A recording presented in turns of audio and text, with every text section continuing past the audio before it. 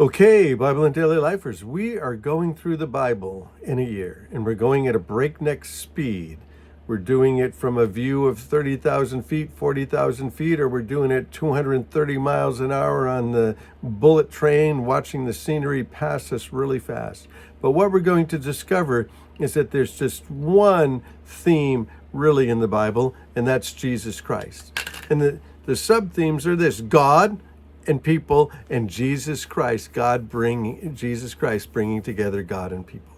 Now, we already looked in the book of Genesis where we saw that God created the heavens and the earth, and then we saw in chapter 1, verse 26, that he created people in his image, and now we left out the part where he created them male and female. So we're going to look at the origin of marriage, family, sexuality, and companionship.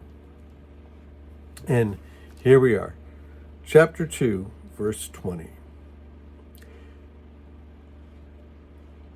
But for Adam, there was no suitable helper for him. So God caused the man to fall into a deep sleep, and while he was sleeping, he took one of the man's ribs and he closed it and put it in place with flesh.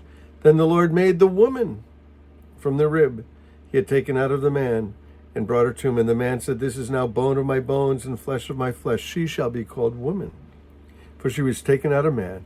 That is why a man leaves his father and mother and is united to his wife, and they become one flesh. Adam and his wife were naked, and they felt no shame. The beginning, the origin of marriage, family, sexuality, companionship. I like to ask young couples when they get married, why do you want to get married? And whose idea is marriage? Who invented marriage?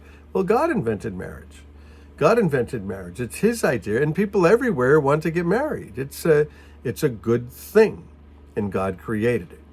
Here's what Henry Morris said. I wrote it down here. It says, the institution of monogamous marriage, home and family, is the basic medium for the propagation of the human race and the training of young. And it's so common in human history that people seldom pause to reflect on how or why such a custom came into being. Right? Nobody really thinks about it. But God created it. God created it. Marriage is good. And do you know, there have been studies about this, I have the books on my bookshelf to prove it, that marriage has a calming or a civilizing effect on men. Marriage is very, very good for men. God said it was good, and he brings them together, and it's good for guys. It makes guys live longer. That's a fact. And so Adam recognizes this woman that she's like him. She's like him. Bone of my bone and flesh of my flesh. She's like him, but she's not like him. And he calls her woman. You see, God's ideal family plan is not polygamy, a guy in many wives. It's not a guy in mistresses, where somebody's married and has all kinds of girls on the side, or adultery, people having multiple secret relationships. Not same-sex marriage, because there's something about the man and the woman, like Henry Morris said, that are in this monogamous lifetime relationship. Not fornication, not serial marriage. A lot of people have been married in a serial way, been married many times. And why do people who get married and then divorce, they want to marry again? Because there's something good about marriage. And if you've been married and you're divorced, the Lord forgives you and will give you a whole new life. Give you a whole new life. We can always begin again. So what's going on here with the man and the woman? The heart of what we're looking at from where we started in Genesis is we're looking at being created in the image of God. We see that God has been forming the creation, and he adds and he adds and he adds to his work. And now this edition is the last edition is startling. The last edition is the woman. The woman really is the crowning jewel of his creation. the final triumph of his work. Nothing in creation even comes close to the creation of a man except for a woman. You see, the crescendo, the final act, the astonishing work of God, the master's finishing touch, building higher and higher and higher. What would become magnificent is the man.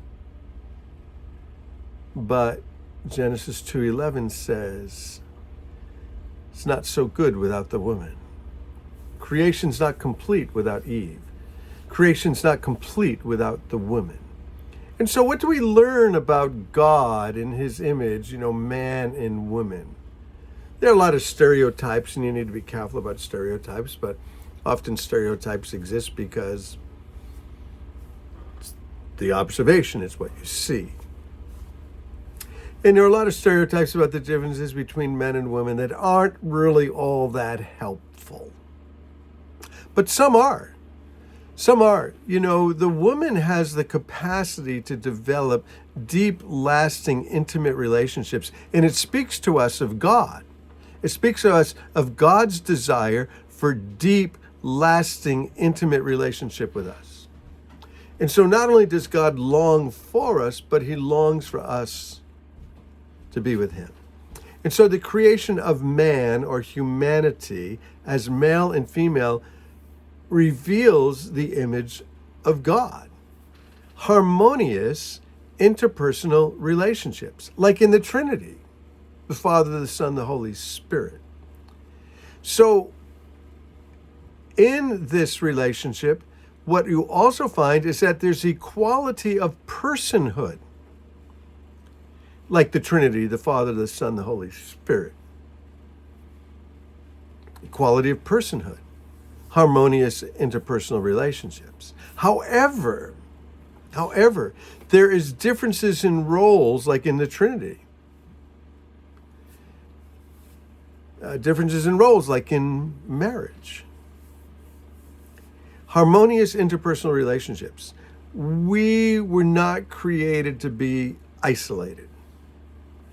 And a spiritual and emotional unity of profound dimensions happens in a marriage. And so God creates two distinct persons rather than one to reflect his image. Plurality of persons, the Father, the Son, the Holy Spirit. Male and female share, ideally they share, and before the fall, before we get into the next chapter where they turn away from God, they share love and communication in the mutual giving of themselves and the mutual giving honor to each other.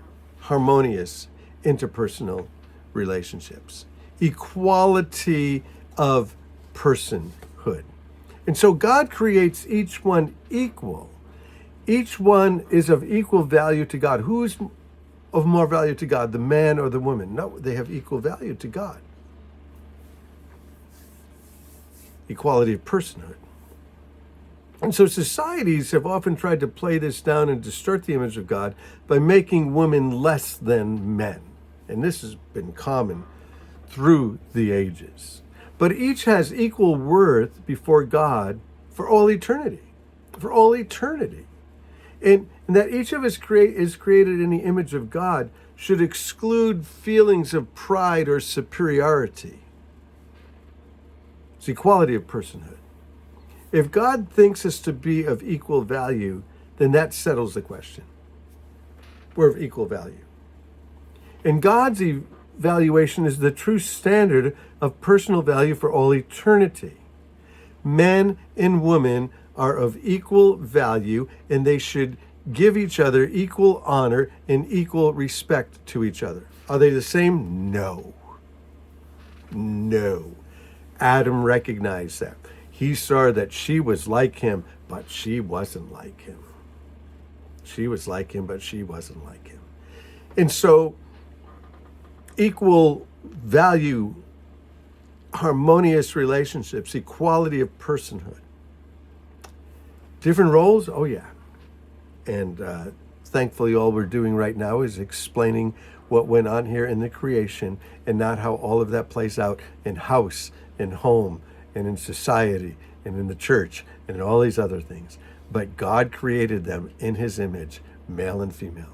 Hey, bless you guys. We're going to go on and see what happens to these guys as we move through Genesis. We're going to be in Genesis for 3 weeks altogether. But we're going through the Bible in 52 weeks, 50 weeks actually. How are we going to do that? You'll see. It will all come together. Hey, bless you guys. See you soon. Love you.